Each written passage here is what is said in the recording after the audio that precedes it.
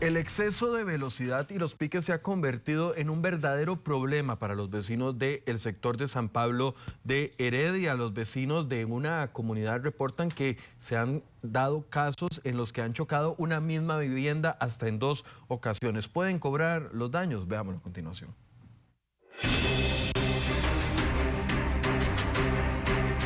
Esto ocurrió el domingo anterior y así quedó la casa de doña Jenny, una de las impactadas por el auto del conductor que cometió esta imprudencia en San Pablo de Heredia.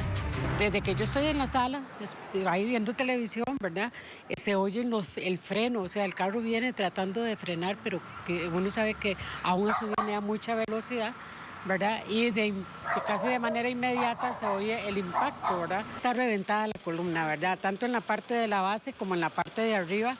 Y como lo dice usted, ¿verdad? Es de la base, el soporte de la parte alta de la casa, ¿verdad?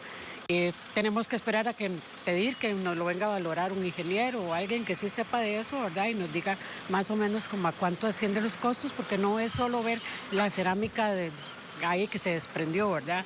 Ella nos comentó que no es la primera vez que sucede un incidente de este tipo en el lugar. Ya tuvimos otro el año pasado en donde un vehículo colisionó otro y al colisionarlo el vehículo se incrustó completamente en la casa de esta del lado arriba de mi tía, ¿verdad? O sea, ese carro se llevó todo y entró a la casa. Desde esa fecha al día de hoy, el temor con el que vive mi tía, que es una persona adulta mayor que vive sola, cuando está despejada la carretera, prácticamente vienen a más de 60 kilómetros por hora, bajan como si fuera una autopista. En el accidente, el auto también impactó la vivienda de Eugenia, quien narró a Noticias Telediario el susto que se llevó por el sonido del impacto y los daños que sufrió su casa.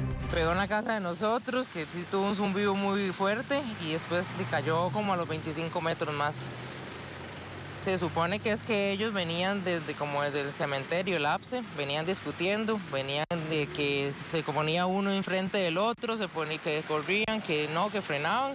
Y se llevó parte de lo de la canoa, sí tuvo como un rayón donde pegó la parte trasera del carro y en unas partes de lo de las verjas tiene como un golpecito también, de que fue donde pegó, donde rebotó.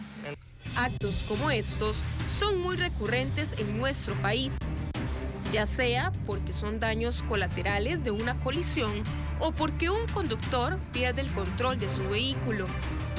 ¿Pueden estas vecinas y las personas involucradas en accidentes similares reclamar por los daños causados? La respuesta es sí. Lo desalentador es el tiempo que toma.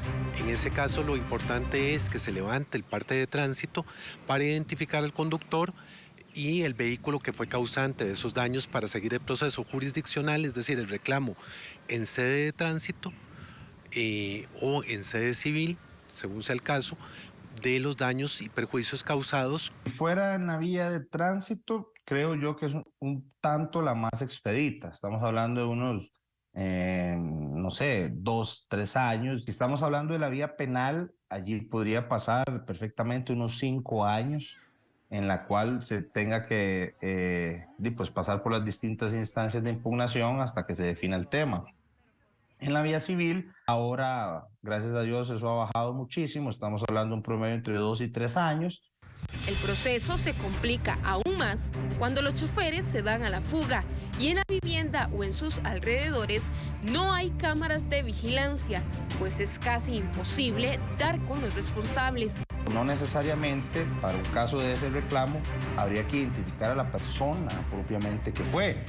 Bastaría con identificar al menos al propietario del vehículo, pero si caemos en el supuesto en el que no sabemos ni siquiera cuál fue el vehículo, no tenemos el número de placa, pues eso sí nos pone en una situación un tanto complicada, porque como te repito, si no pasó por la vía penal o por la vía de tránsito, difícilmente se puede hacer si no es por ya un tema de investigador privado o alguna cosa de estas.